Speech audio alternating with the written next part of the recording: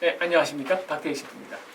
예수님의 비유에 대해서 제가 이제 말씀드리고 있습니다. 현재 저는 이제 성공회대학교에서 신약 성서학을 가르치고 있습니다. 예수님의 비유가 갖고 있는 여러 가지 점들을 제가 그 사이에 좀 정리해 드린 게 있죠. 예수님의 비유는 자연스럽다. 뜻은 하나다.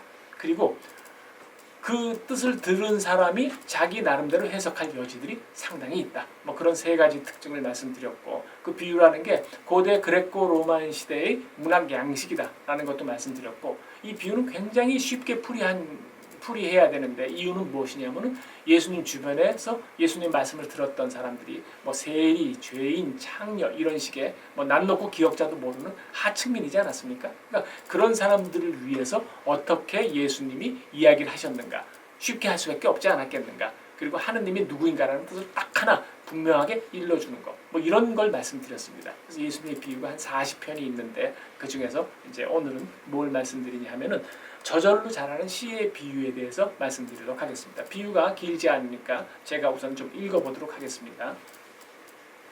마르코복음서 4장 26에서 29절까지입니다. 하느님 나라는 이런 경우와 같습니다.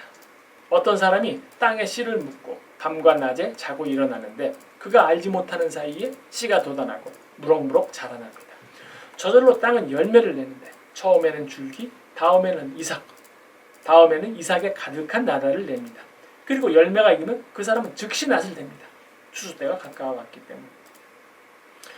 어떤 농부가 씨를 뿌렸습니다. 그런데 그 씨가 자라서 열매를 맺으면 농부가 낫을 냅니다. 그 씨가 하루하루 자는 것을 뭐 CCTV로 자세히 관찰하지 않는 이상은 인간이 볼 수는 없는 거죠. 근데 좀 일어나 보면은 자라 있고, 또 다음 날 가면 또 자라고 있고, 그래서 계속 자라고 있는 겁니다.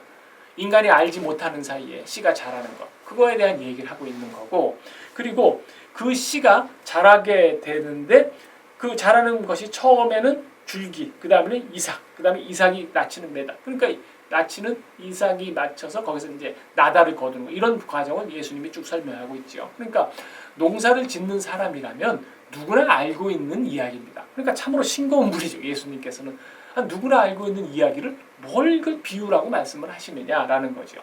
그래서 당시 사람들은 예수님의 말씀을 듣고 이 말씀이 주변의 자연스러운 예에서 나왔다라는 것을 알 수 있었을 겁니다. 그러니까 사람들이 거부감 없이 이야기를 받아들이는 거겠죠.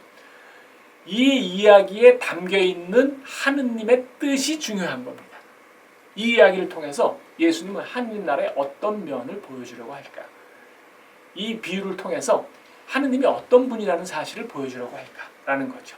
그거 참 쉽지 않습니다. 이 비유는 뭐 예수님의 비유들 중에서 뭐 아주 예수님 비유 중에 하나인데, 이 비유는 다른 비유들도 마찬가지지만 굉장히 자연스럽긴 하지만은 그 뜻이 무엇인가라는 거는 정말 깊이 있게 숙고를 해야 되는 그런 내용입니다.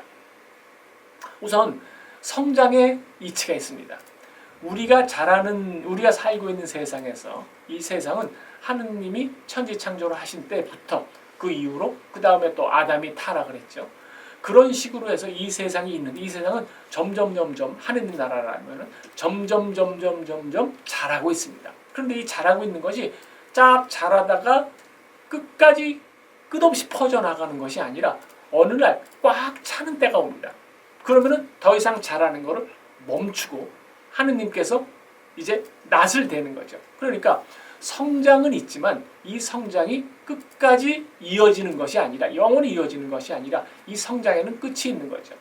따라서 이거를 우리가 이 자라나는 현재, 성장하는 현재라는 말로 정의할 수 있을지 모르겠습니다. 뭐 표현이 좀 어렵긴 하지만은 우리가 뭐 그렇지 않습니까? 제가 사는 것도 제가 올해로 뭐 나이가 60이 넘었습니다. 60이 넘었지만은 제가 지금 나이가 60이 돼서 지금 60이 된 그 모습만 딱 보지 않습니까? 그러면 사람들이 60이 된 사람으로만 본 거죠. 그렇지만은 저 뒤에 보면은 제가 태어나서부터 60년 동안 살아온 여러 가지 인생의 굴곡들이 있습니다. 삶과 그다음에 진리와 거짓의 순간, 그 다음에 같이 있던 순간과 같이 없던 순간, 그런 것들이 쭉 자라고, 또 몸의 성장도 포함되죠. 그런 것들이 다 포함되고 자라고 해서 성장해서 지금 제가 현재 있는 거지, 제가 성장했는 거를 처음부터 끝까지 관찰을 할 수 없지만은 그래도 제가 나이가 60이 됐을 때는 60된 그 모습만 딱 보이는 게 아니라 그 전에 성장되어 온 저의 모든 역사가 점철되어서 하나의 인격으로 제가 있는 거 아니겠습니까? 그러니까 성장이라는 것은 과거의 성장은 다 사라지고 오늘만 있는 것이 아니라 성장한 것이 쌓이고 마치 농사에서 그 밀이 알을 처음에 뿌리지 않았습니까? 씨를 뿌렸는데 그 씨가 물을 먹고 땅의 영양분을 흡수하고 그리고서는 햇빛을 비추고 그 다음에 비도 오고 그렇게 해도 가을에 또 햇빛을 많이 받아야 되고 중간에 뭐 이를테면은 뭐 잡초를 뽑기도 하고 그런 모든 과정을 거쳐서 쌀알이 되는 거고 밀알이 되는 겁니다. 그러니까 농부가 완성된 쌀알과 밀알을 걷어가는 것 같지만 실제로는 그 뒤에 하나하나의 숨은 역사가 있는 겁니다.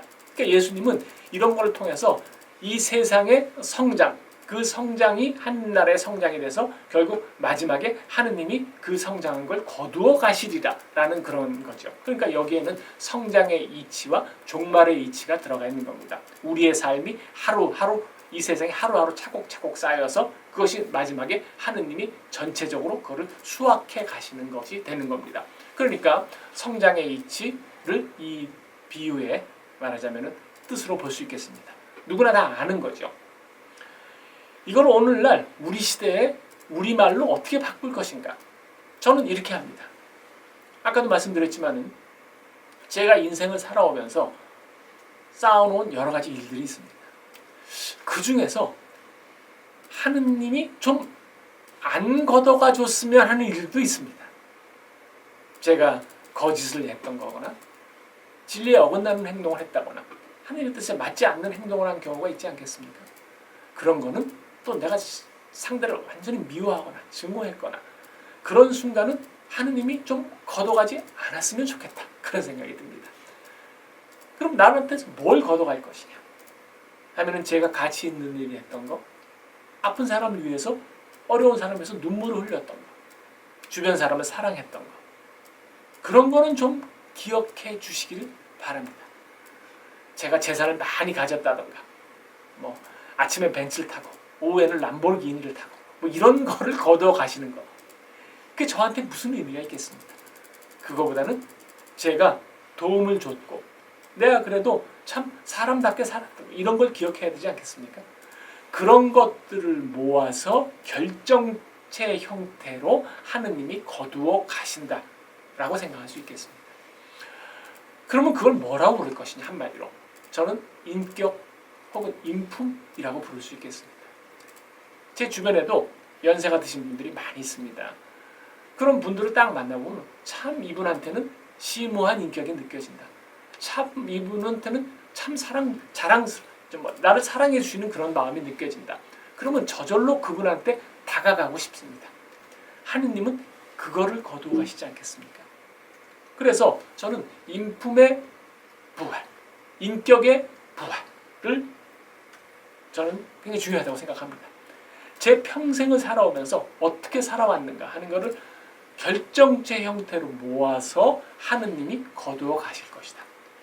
제가 그리스도인으로서 갖고 있는 희망은 거기에 있습니다.